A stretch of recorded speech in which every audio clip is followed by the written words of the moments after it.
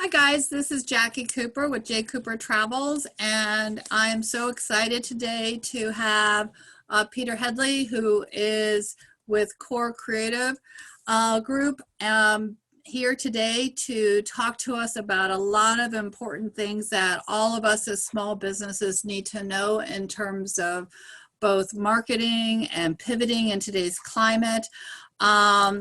Peter actually is based here in the United States, but he actually came from the Netherlands, and he has been in this business for many years, and he's had some major blue chip clients from Amstel Light to Phillips, and he also he'll tell us more about this, but he was intimately involved with Mentos candy. And so I just want to first thank Peter for coming on and sharing a lot of his wisdom and ideas with us today. Peter, can you tell us more about your background? Because I know it's fascinating. Oh boy, where do I begin? I've been around the block a few times. I started off as an architect, moved to the Netherlands, had to learn Dutch, and retrained as a graphic and industrial designer. So I was a student right up until my 32nd birthday. So I had enough of that by then. And glad I retrained, glad I turned around. And I was very fortunate. My first job was at an agency in Amsterdam. They created a job for me because I wouldn't take my foot away from the front door. And they put me on Amstel, and that became one of my own private clients when I left them. So yeah, I've done a lot. Remarried, came to the United States. I'm originally from the UK, not the Netherlands. I spent 32 Ah, years in the Netherlands, but it was nice to speak English again, coming to the United States, even though some of you guys would disagree. And yeah, I had to reinvent myself yet again in my third life because business is done very differently here than in the Netherlands, at least back then, and probably is so still now. So I joke to people all the time that when it comes to reinventing yourself, I could write a book about it. And that's just what you have to do because things don't stand still. They do change, they do evolve.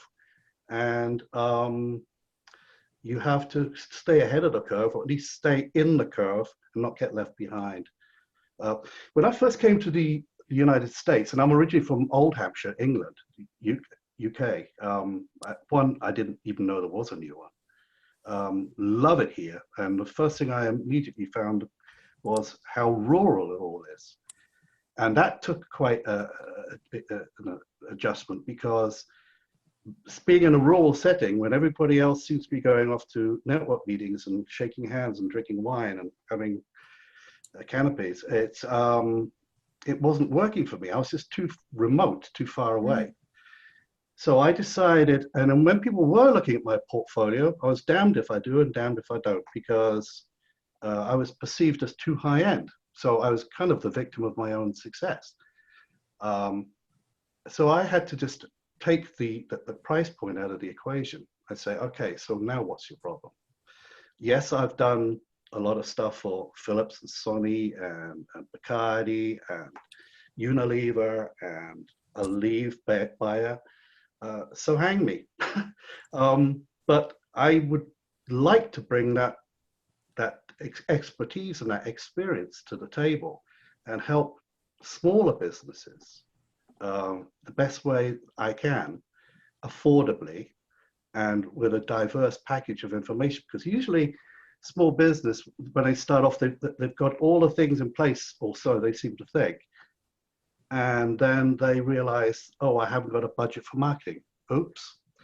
And that's one of their big fatal mistakes. So they usually get the brother-in-law to design their logo. The father-in-law do the website, and it shows. It really does show around the edges. That is not a basis on which to build a business, certainly if you want to go far with it. But it doesn't have to cost the earth as well. I've worked for many agencies, international agencies, where you've got egos the size of a house, budgets that are just absurd, asinine. And I realized that I could do things differently. I'm not so sure my model was very unique, but I started doing this 14 years ago, long before COVID was a buzzword. And I did it because I was living in a rural setting, and as lovely as it is, the people are wonderful as well. I wasn't prepared to wait another 30 years before people got around to understanding what I'm all about and, Mm-hmm. bringing me into their fold. I just wanted to reach out to the United States coast to coast, show them what I can do, what my team can do, and together we can provide something, a package for them that's affordable and worthwhile. Prior to that, they were either going to a Main Street agency, knocking on the door and saying, how much?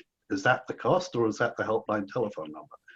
And the flip side to that was, and still is, freelancers. There are freelancers out there, many at best mediocre, some really good ones, but they know that as well, and the costs match their egos. The bottom line is people haven't got the time to shop around to that degree. Usually they go with somebody because they know somebody, or their father or mother knows them, or he went to school with this one, but that doesn't make them a great marketeer or a designer, okay?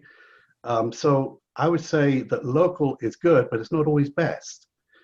And sometimes you have to go further afield to find some really creme de la creme talent.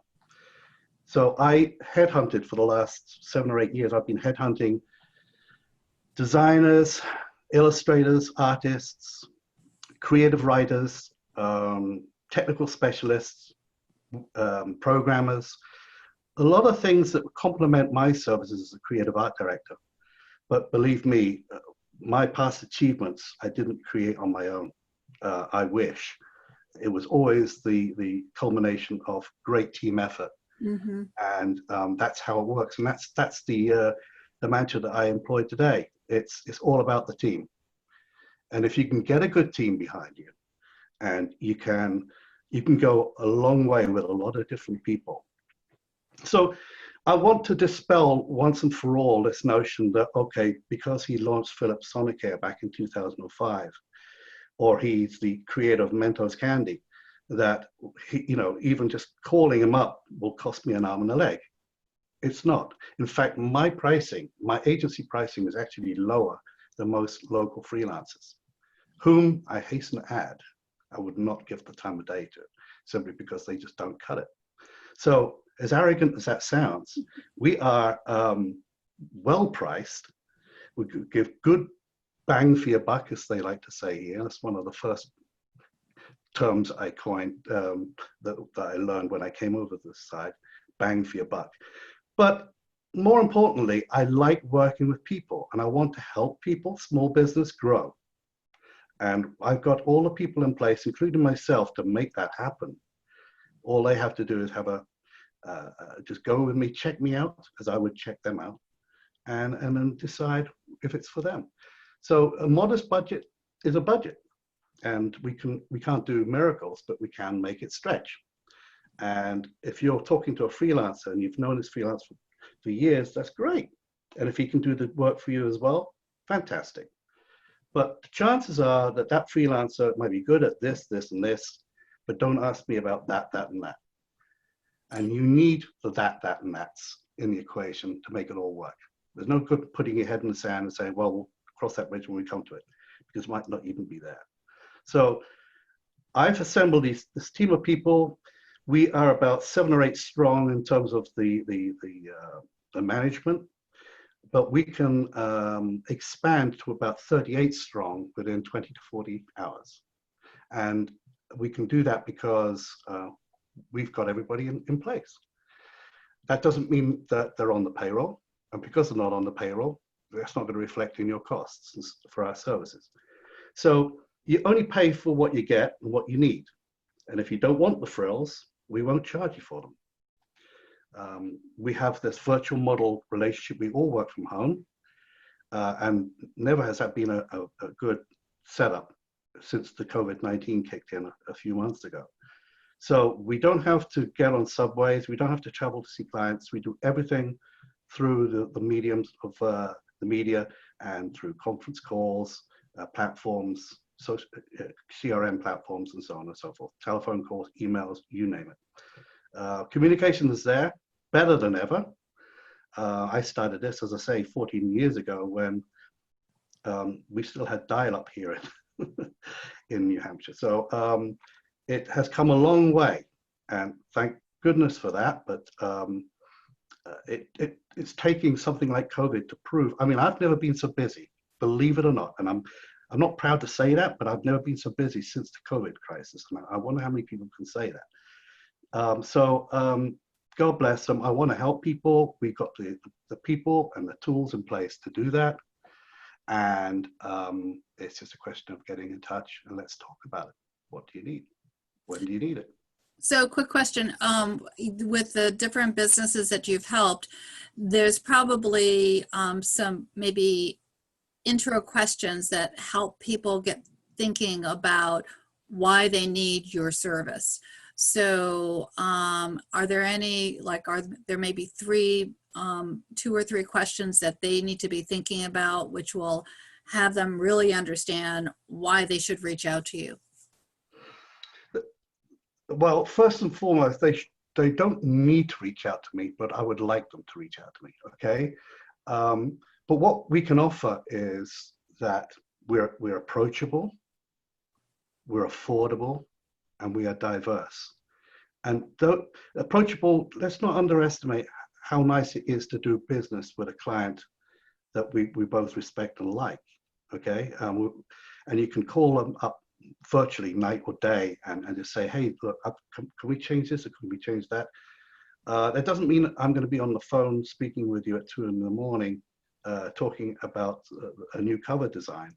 But it does mean that we are approachable and friendly and warm and cuddly and affordable. And we can produce everything that a bigger agency can do and then some. And we do it all from the comfort of our own home. So I would say, look at what it is that you want. Be a good listener as well as I am, because I see an awful lot of people making mistakes, including myself. I still make mistakes at the grand old age of 60. And I learn from them. And the mistake only remains a mistake if you refuse to change it. So it's all about listening to the client's wishes, asking them a lot of questions about where they want to go and where they want to be, because I don't presume anything anymore, okay? And ask them straight out, what kind of a budget have they got to do this for? Because we can't make miracles happen, all right? But we can do a lot, and there are ways we can cut corners on if that's the name of the game, but there are certain things that you have to address properly from day one, so that you've got a good infrastructure and a foundation on which to build. And to cut corners on those things, harking back to my architectural days, is, well, the building or your business will fall down, okay?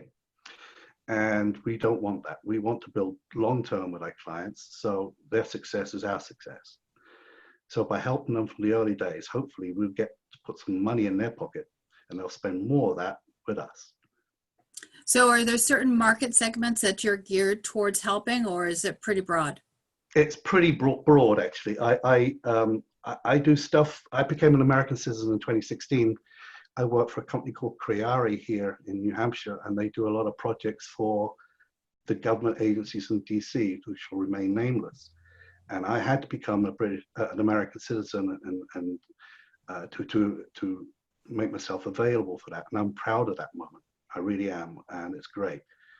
But on the flip side of that, I do a lot of business with small companies that are probably started off on their own. They've been in business maybe 5, 6, 7 years. They've done very well. They've got very far where they can under their own steam. But now it's time to kick it up a notch or 3 and take it to another level.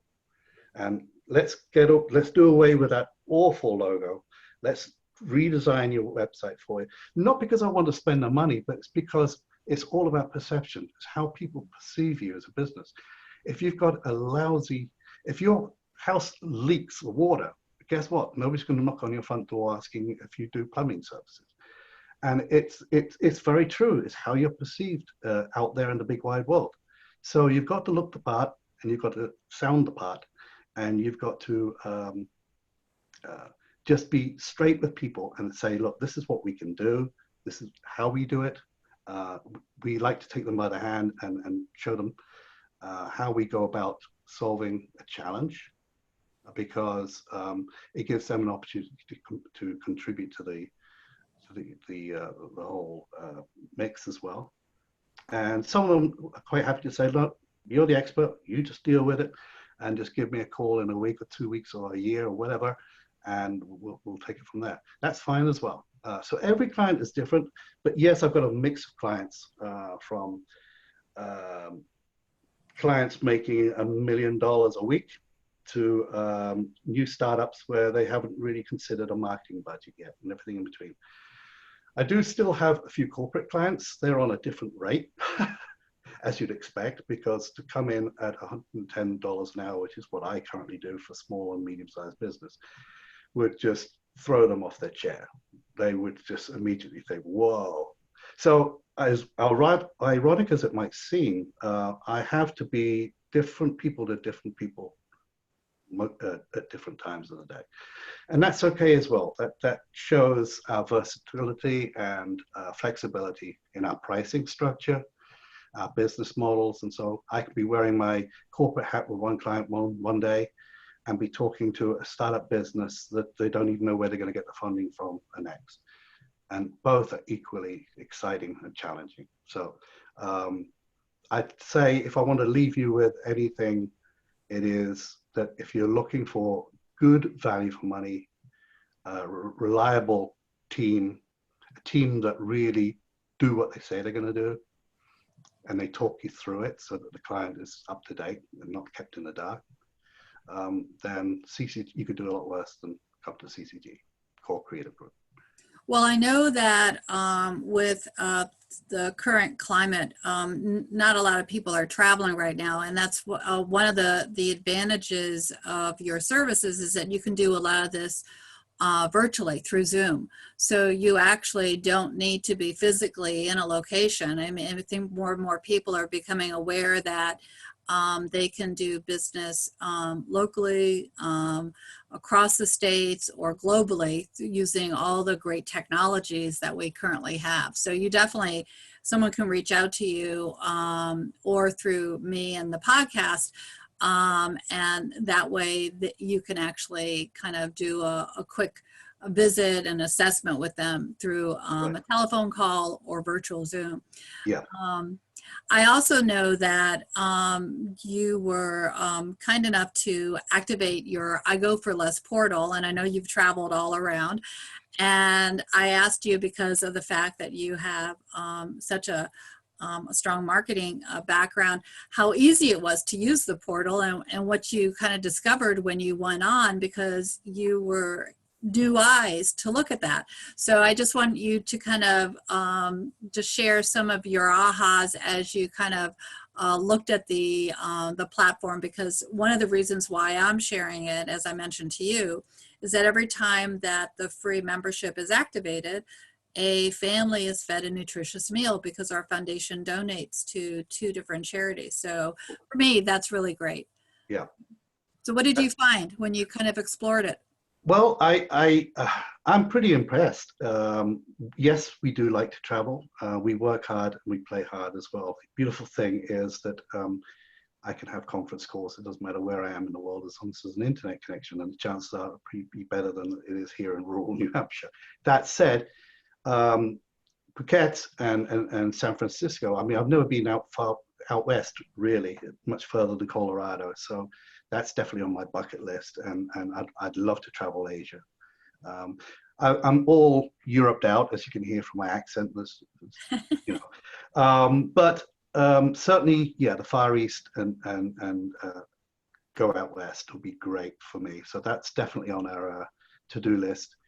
And the prices look very encouraging as well. I'm relatively new to the site, but from what I've seen, my wife is a former travel agent. So I usually get her, she loves to just sit for a couple of days behind the computer making comparisons of things. And I think she'd be very impressed with the pricing structure of the I Go For Less. So it could prove to be very well. I will certainly make comparisons before I travel, because like I've just been preaching to you about doing your homework before you decide to go with an agency or a freelancer, we do our homework as well. We make sure that, okay, we're getting this and this and this, and we're not getting that and that and that.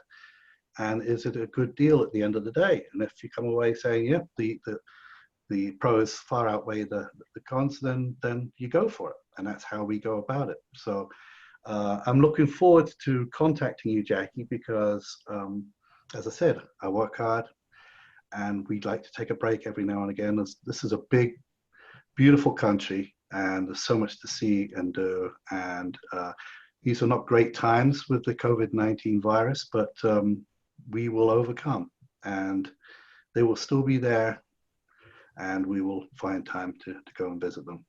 For sure, for sure.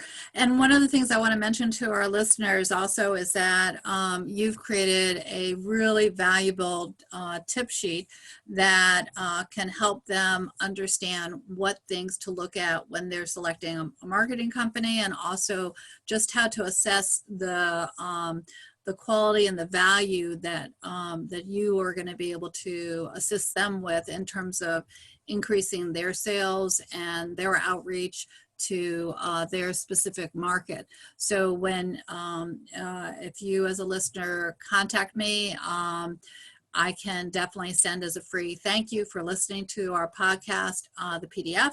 And on that will also be the contact information for Core Creative Group as well. So any last thing that you want to share, Peter, and for our listeners? Because I think we covered a lot today. I would just say ask a lot of questions. Don't take things on face value. Check them out. Check me out. Call me if you're interested. Set up meetings. Don't be in a hurry to just go with this or that. And be thoroughly convinced in your own mind that A, this is what you need to do. B, we are the people you need to do it with or want to do it with, and so on and so forth. Because rushing into anything is always a bad idea.